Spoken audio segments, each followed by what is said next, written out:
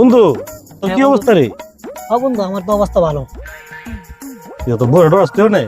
না, বউ তো আমার 3 বেলা সালাম দে বন্ধু। তো বোন ভালো আছে রে? একবার যাইতে সালাম দে, আবার একবার আইতেও সালাম দে। আমি তো বুঝিনি, জানো তো বুঝিনি, ঘরের মধ্যে গেল ফিডা খাই, ঘরের বাইরে গেল ফিডা খাই গেলি কে রে বন্ধু?